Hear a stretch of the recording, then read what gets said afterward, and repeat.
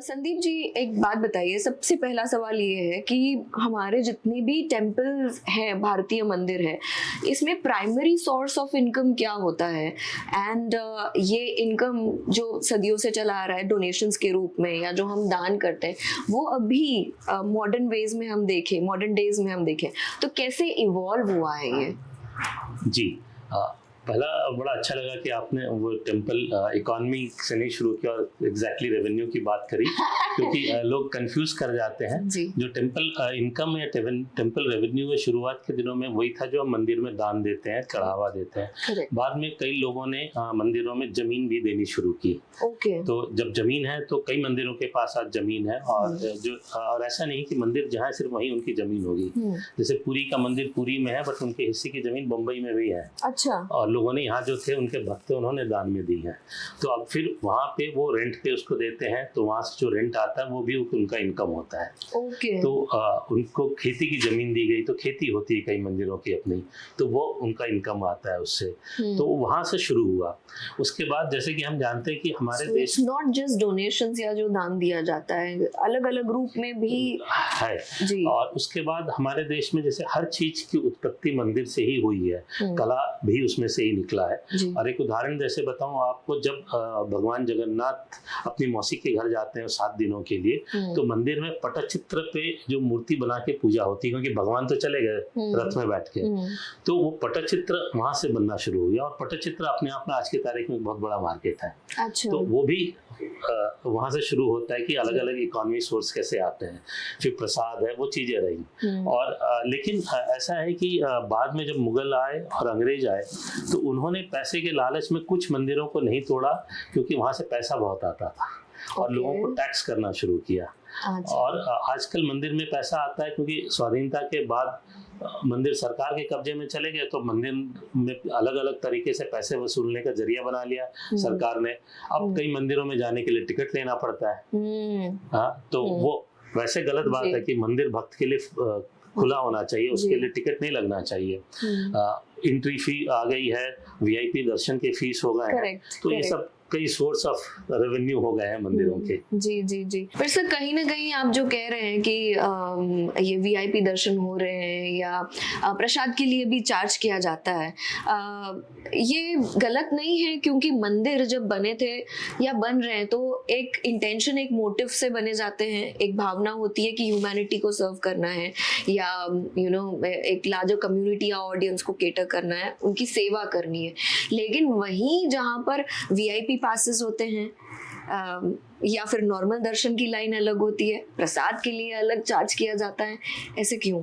नहीं, तो वही आजकल बहुत दुख भरी बात यह है कि हम मंदिरों को टेम्पल इकोनॉमी बोल के मंदिरों को हम as a source of income देखने लगे हैं। हम उसको इंडस्ट्री की तरह देखने लगे हैं, जबकि मंदिर भक्ति का केंद्र है। वहां से अगर पैसा आता है तो वो बाई प्रोडक्ट है, वो आपको सेंट्रल फोकस नहीं होना चाहिए। सरकार पब्लिक सेक्टर यूनिट तो प्रॉफिट में चला नहीं पा रही है और वो मंदिरों से पैसे निकालने पे लगी है। तो इस पे लोगों को आवाज उठानी चाहिए, लोग उठा भी रहे हैं कि ये बंद होना चाहिए। नहीं तो ऐसा हो जाएगा कि कल को जाके कहेंगे कि इस मंदिर से ज्यादा प्रॉफिट नहीं आ रहा, इस मंदिर को बंद कर दो। मतलब मंदिर भक्ति का केंद्र है। और इसका एक रूप उदाहरण आपको बताऊं कि कई जगह मंदिरों में गौशाला बंद कर दिए गए क्योंकि वो प्रॉफिटेबल नहीं थे।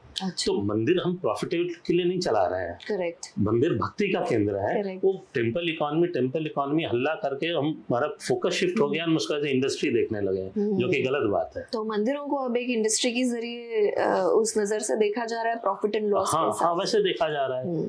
हमें वो मतलब ये भयानक रूप ले ले, इससे पहले करेक्टिव स्टेप्स लेने होंगे कि मंदिर भक्ति का केंद्र है, हम उसको उस तरह से देखें। पैसे आ गए तो ठीक है, नहीं आए तो भी कोई बात नहीं। जी सर, आप बड़े से बड़ा मंदिर देख लीजिए ना, तिरुपति बालाजी है या बहुत सारे मंदिर है, वैष्णो देवी है, या हर जगह एक लाइन अलग होती ही है जिसके जरिए पैसा कमाया जाता है। वो बहुत ही गलत है, 2 तरीके से गलत है। एक कि जिस व्यक्ति के, और वीआईपी में कैसा है कि 200, 500, 1000 रुपए की, 200, 500, 1000 रुपए देने वाला वीआईपी कैसा, आप वीआईपी तब होते हैं जैसे महाराजा रणजीत सिंह ने काशी विश्वनाथ मंदिर पे पूरा सोने की परत लगा दी थी, तो वैसे लगाओ तो हम आपको वीआईपी माने।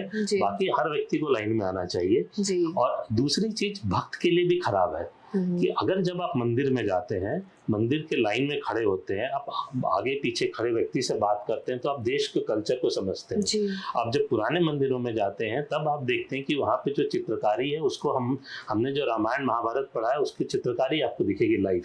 हम आज सीरियल देख लेते हैं, बट पहले वही था, लोगों के लिए पिक्चोरियल डिपिक्शन था।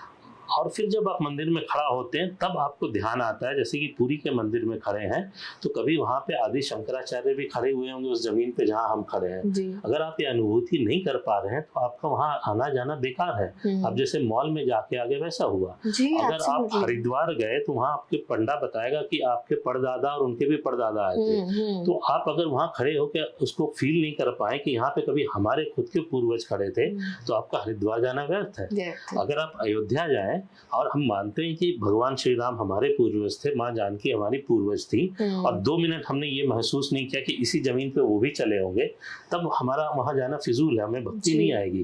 हम 6 बार जाएंगे, वीआईपी दर्शन भागते भागते कराएंगे। और वीआईपी दर्शन क्यों? क्योंकि समय बचाना है। समय क्यों बचाना है? क्योंकि व्यापार देखना है या नौकरी देखनी, तो आप में भक्ति रही ही नहीं। तो आप 4 बार जाके आएंगे मंदिर और बोलेंगे कुछ भला ही नहीं हुआ, क्योंकि आप में भक्ति ही नहीं थी।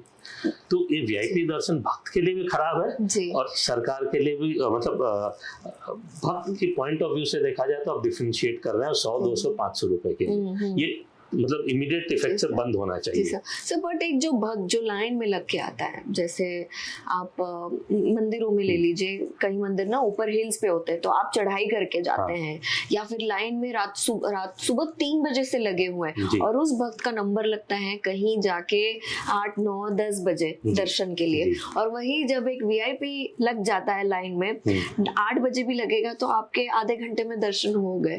Correct. So this is not fair for the भक्त ऑल्सो जो रात भर से लाइन में लगे हुए हैं। करेक्ट। और उसका शायद तिरुपति में उन्होंने अच्छा निकाला, और बाकी जगह भी कि आजकल ऑनलाइन कर दिया कई मंदिरों में, आपको एग्जैक्ट टाइम मालूम चल जाएगा कि आपका नंबर कब आएगा। तो अब आपको रात भर खड़े होने की जरूरत नहीं है, मतलब आपका जब टाइम आएगा उसके आधा 1 घंटा पहले जाइए। अच्छा, ऐसे हो गया है? हाँ, कुछ मंदिरों में हुआ है और ये हर जगह हो जाएगा, मुझे लगता है। क्या करना चाहिए, तो आपको एग्जैक्ट टाइम मालूम है कब।